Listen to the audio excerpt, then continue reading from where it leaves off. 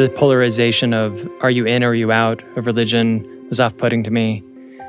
And yet I feel increasingly this confidence and this sense of belonging, like there is something emerging and it's real and valid and heartfelt. I've felt a lot of hope that there is home. On In Good Faith, we believe that all faith traditions have something to teach us about how God is working in the world and in our lives. So join us as we listen and learn. This week on In Good Faith, we're tying in with families and kids and how you live spiritually as a family and what do you pass on, especially if you maybe believe different things. I'm in studio with senior producer Heather Bigley. Hello. Also our producer Leah King. Hi, Steve. So Jon Ogden comes to us with really a unique vision of how parents can teach kids, but also how to help the parents in the parents' own confusion, I think, which parents, we must admit, some of us have been confused about how to do this. Yeah, Jon Ogden, he's been a teacher, curriculum creator, content director, and a writer. And now he has Uplift Kids, which is seeking to create a curriculum for families from the world's wisdom literature. And so he's come today to talk to us about spiritual education, but he has this research that he's done, and he has this whole company that he's created to help families talk about spiritual values with their children. So we started right there with what is the Uplift Kids curriculum? It's currently a lesson library and curriculum for families to explore values together. So whether it be kindness, compassion, humility, grit, honesty, or emotional intelligence, how to name emotions, how to regulate emotions, and also wisdom practices, mindfulness, meditation, prayer, etc.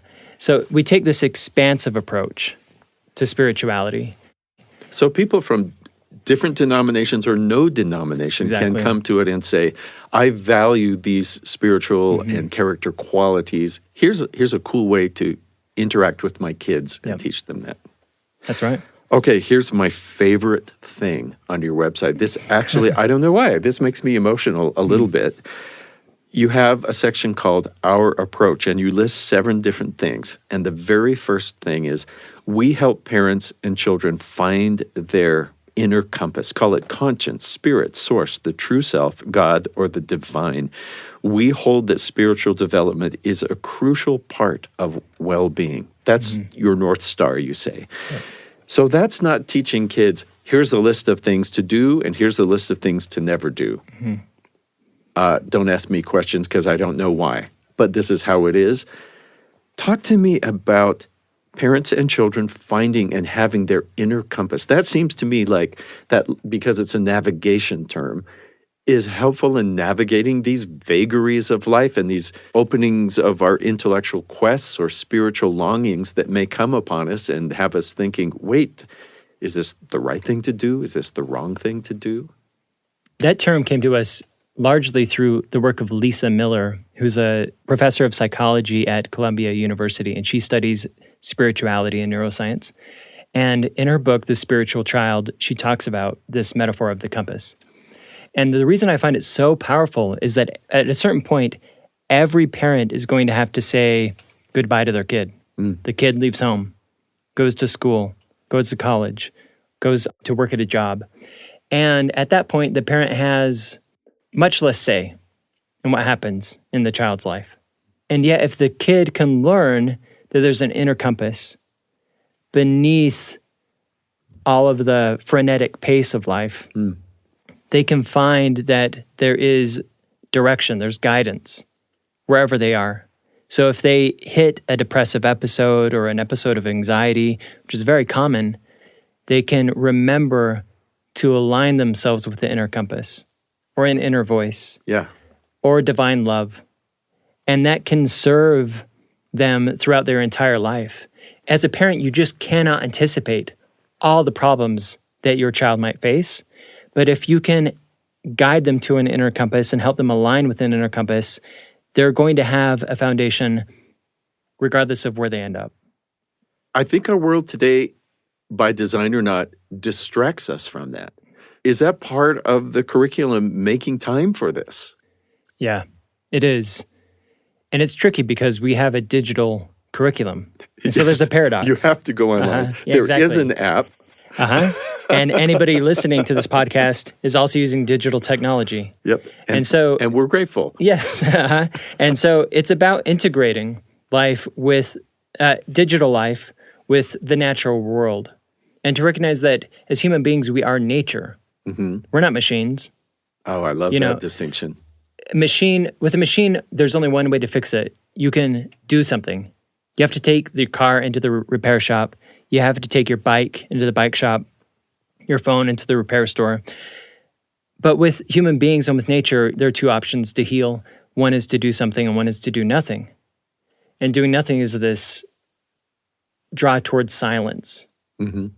And to allow the stillness to do the healing. And so that's one of the lessons that we hope to teach. Just this idea that there's healing in this stillness. There is so much power in observing the natural world, to not be so busy that we lose sight of the natural world. And so we hope that our technology, our digital lesson library, digital curriculum, points kids to being in the natural world. We hope that people see technology as a tool and not as something that rules their lives. I see a board of advisors that include meditation experts and other areas as That's well. right, yep. So give me an example. If a parent says, I go to upliftkids.org and I sign up, what am I signing up for and how does that work with my family? By the end of this year, we will have 2 years worth of lessons. And the lessons are about the foundations. They're related to values, they're related to wisdom practices, and they're related to lessons about religions around the world. So an introduction to wisdom around the world. And you can sit down for 20 minutes, once a week if you want as a family and explore these concepts. We also have a daily uplift, which is, if you're just kind of at breakfast, you can pull it up on your phone, do the daily uplift, and get exposure to these different practices in bite-sized form. So talk to me about responses. What is happening with families who are doing this? It's been really good to see that one of our intentions has come to fruition, which is that we have hoped that this would be useful for families who say that they're part of a religion, for mixed faith marriages, and for families who have said that they have left religion. We've really hoped to bridge and transcend the divide between are you in or are you out of religion? Yeah. Because that conversation can feel really deflating. It can turn antagonistic very quickly, and it often turns into something that doesn't feel terribly fruitful. It's not really focused on truth, beauty, and goodness. It can be focused on I'm right or you're wrong. Yeah. And so in a mixed faith marriage, for example, one partner might say, I've left religion, I don't want anything to do with it. And one partner might say, I'm still interested in being part of religion. And that can lead to a lot of internal conflict in the family. And so what we've hoped to do is create this curriculum in such a way that somebody who's left can say, I'm interested in exploring kindness in a way that is informed by the latest neuroscience. And the person who's in religion could say, I'm interested in exploring kindness. And they can put on a united front and find common ground. And so we hear a lot from families who are saying, I'm in a mixed faith marriage. This is the first time that we've been able to have a conversation that wasn't contentious about these topics. And it's not just the two members of that relationship, but then that helps them not be at odds about what to pass on to the kids. Exactly. So we were at a conference. The table next to us was you, and I saw this mock-up of a book that I thought, I want that book. And you brought me the mock-up today. Tell me the title and what it's trying to do. It's called the Book of Wisdom, and it's something that we've been polishing and working on for a long time. And it has the best of the wisdom traditions. So the best of Stoicism, the best of Taoism, Christianity, Hinduism, etc. And we tell stories from these traditions for younger kids. And we also have wisdom passages for older kids and teens. And I've wanted that for my own kids because I've wanted them to see that there is wisdom around the world. And there's something so powerful about celebrating wisdom around the world, as you do on this podcast, because it allows one to also appreciate the wisdom of their own tradition. That if you feel like you're in a faith crisis, there can be a tendency to say, oh, I should reject it. I should reject everything that came before. But once you see that there is wisdom around the world, you can reach the state of having more calm about the wisdom within your own tradition as well. And so you can take all of that together. It allows you to re-embrace your lineage, which is a big focus of Uplift. Well, it gives me the idea of a garden. I am alive because I've sprouted in various ways, and as tall as I may grow, I'm picturing a sunflower, and I'm overlooking great things about these other gardens and in touch with them, but my roots are connected to something. One of my favorite stories from any tradition comes at the very end of the Mahabharata, which is in Hinduism. It tells the story of a king and his family, and they've reached the end of life, and they go on this metaphorical journey to death. And on the way, a dog follows them. One by one, the family members die on the journey. And at the very end of the journey, this king has traveled very far, climbed this mountain, and he finds a guide who's going to take him to heaven. And the king says, I'm not going to go unless you allow me to bring this dog along. And the guide says, no, you can't bring the dog along. And he says, well, the dog has been loyal to me the entire journey. I'm not going to leave the dog here to possibly die. He has to come with me. And he's so fervent about it that the guide says, okay, I'll let him come. So the king gets to heaven and he looks around and doesn't see his family. In fact, he sees his enemies from the wars they've been fighting all throughout the Mahabharata. The king says, well, where's my family? And the guide says, I'll take you to them. And he takes the king to the underworld. They're languishing in the underworld in the darkness, and there's foul stench. They're having a miserable time. And the king says, I want to be with my family. And the guide says, the only way that you can be with your family is if you stay here. And the king says, okay, I'm going to stay here. And the guide then says, okay, you passed the second test. I can sense the love that you have. You can ascend to paradise with your family. It's a profound story. This idea that you'll be willing to stick with your family no matter what, have this loyalty. I just find it very moving, very timeless. What would you then lead to in a discussion? From there? Well, it's interesting. In childhood education, there's a debate about this. And some people, I think, who are quite informed about this, say that you actually don't want to open up the discussion unless the kids are interested. So this is kind of the opposite of maybe the way I was raised. I always thought that, okay, if you have a story, you should have a discussion. But there are people in the psychological research who say, just follow your kid's lead. And so we do have discussion prompts in our wisdom library. What does it mean to have love in our family? How much do we love each other? Do you feel like you would make this choice? Those kind of things. But they're all optional. You can just let the story speak for itself.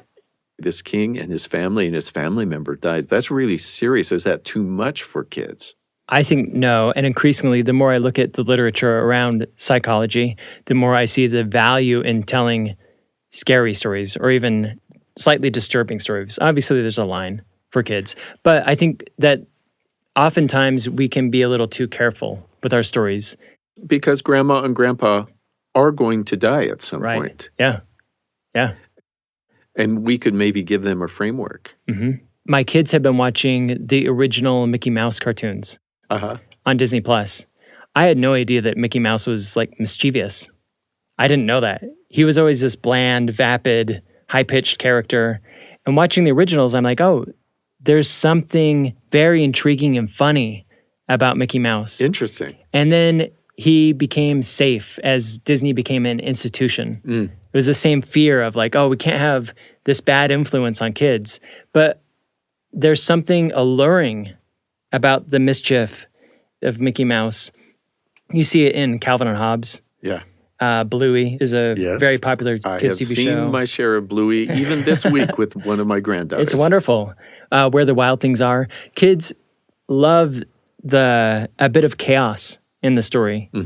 And so Well, Lean into it. is it their chance to say, well, I don't think I could do that, but I want to hear what happens to people who do? Yep. Absolutely. Yeah. It's a safe way to explore. That's the whole point of theater and movies. And So there needs to be a bit of wildness to really reach the heart. fill us in on some of these resources. You've got a blog. I'm reading The Beginner's Guide to Parenting After a Faith Shift.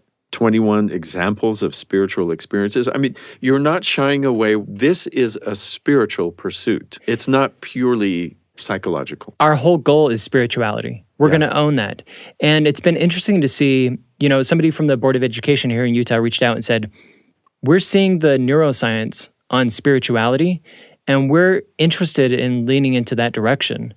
It was a total surprise to me. I thought, there's no way that we would ever be in schools because we're putting our flag in the ground on spirituality. Right. But the emerging science is catching up and showing, no, actually, spirituality is really healthy and really important. Kids are facing a crisis of meaning. They're feeling purposeless. They're having anxiety and depression. Yes. And spirituality is a huge component that's been overlooked when it comes to helping kids navigate those difficult problems. And you're not dictating any particular path of spirituality to people, just that it is a part of our human existence. Yeah, we're pulling from so many different perspectives, and we're saying, hey, celebrate whatever resonates with you. Uplift isn't saying, here's the path. It's saying, listen in to what speaks to your heart and trust it and feel confident to go in that direction. You're listening to In Good Faith. I'm Stephen Cap Perry. We'll be back with more in just a moment.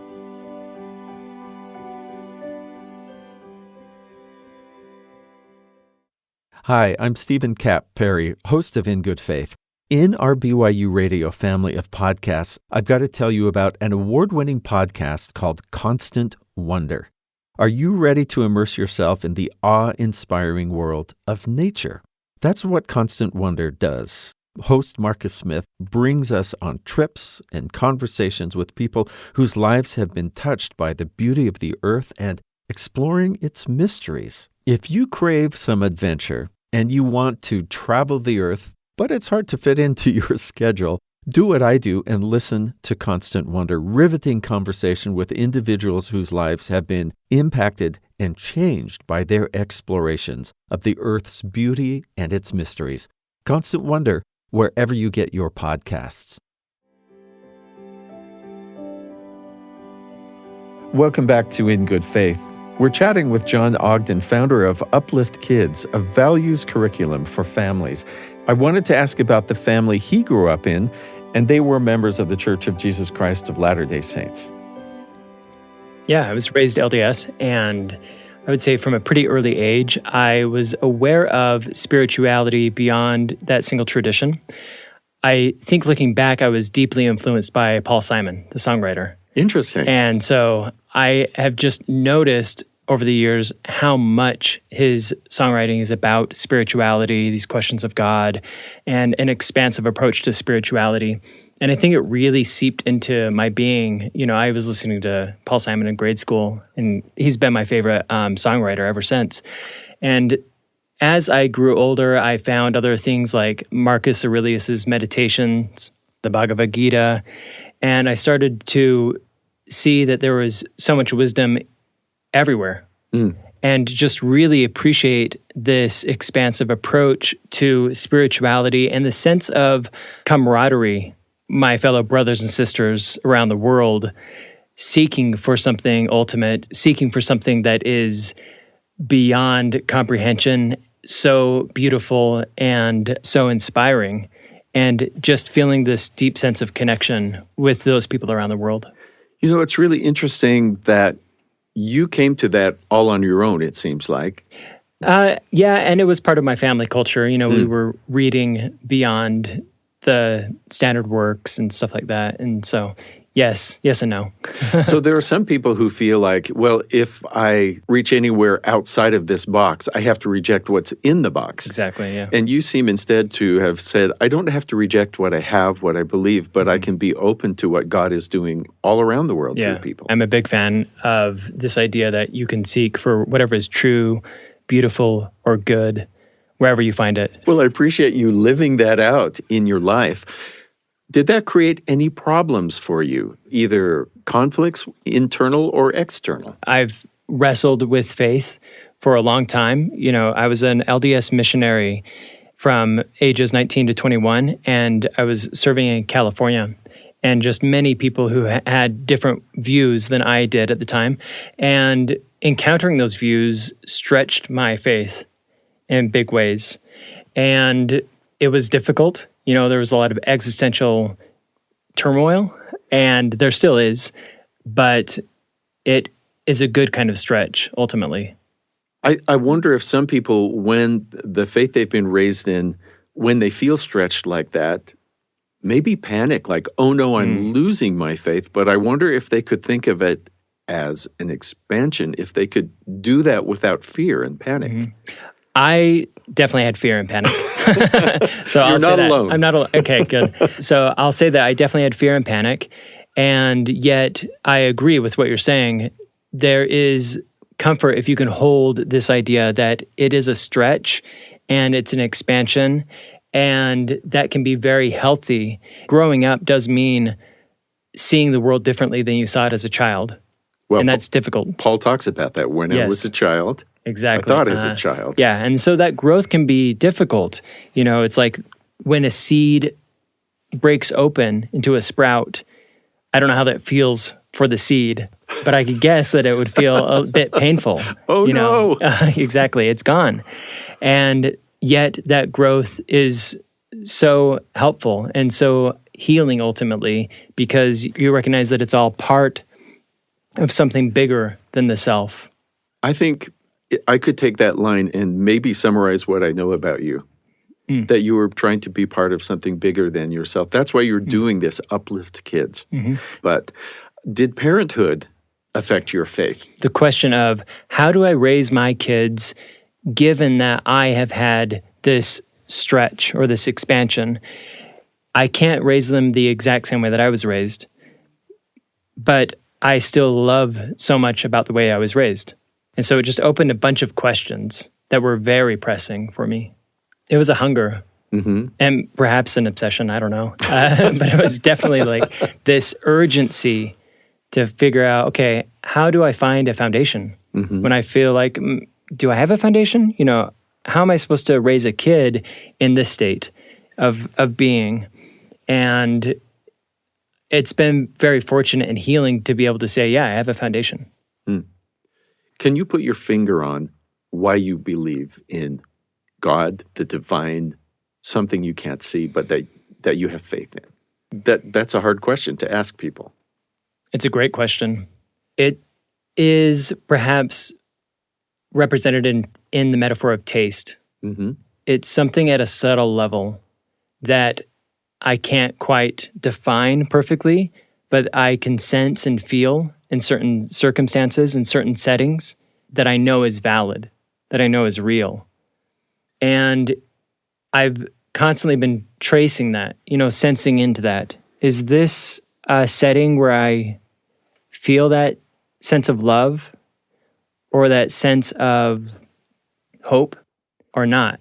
And just really trying to follow that sense through my life and realizing that there is a constant of love and hope beneath the veneer and the busyness of life. And so I've come to trust that more and more. Even though it doesn't always align with rationality. My thoughts might be here or there, but I can trust this thing that's underneath. You've had enough life experience with that. Absolutely. That's led to fruit. I want to apply that to me. What would it take for me to not just be, I don't know, to be living like that and open to growth and not panic when my seed case is broken and I'm starting to sprout in some new interest or area. It's such a powerful pattern to recognize, oh, this is growth. I'm going to follow this. I'm going to let it happen. Uplift started in part because of loneliness, a loneliness that I feel as I've reached this frontier that feels daunting when it comes to expansive spirituality. It's like, how do I fit in? How do I find belonging when I'm on this frontier? We created the curriculum to speak to a worldview, but our ultimate aim is to find community, to find other people who are interested in this, and to partner with other organizations. We don't think Uplift is the way of the future. We're one player, and we're so thankful for podcasts like this one and others that are getting into expansive spirituality. Because for a stretch, I really felt like there was no home for me. I don't really fit in anywhere. The polarization of are you in or are you out of religion was off-putting to me. And yet I feel increasingly this confidence and this sense of belonging, like there is something emerging and it's real and valid and heartfelt. And so we're finding other parents who are interested in this, finding other organizations who are interested in this, meaning expansive spirituality. I've felt a lot of hope that there is home. That was Steve talking to Jon Ogden, who founded Uplift Kids. And as he was describing the discussion prompts in their book, I was reminded of something my family did at the dinner table growing up. It was this game called Family Talk, and my family listening is going to be so surprised that I'm even speaking about this because I did not like when my dad would get up from the table and come back with those yellow index cards. But looking back, I think it was something that really helped me connect with my parents and my siblings.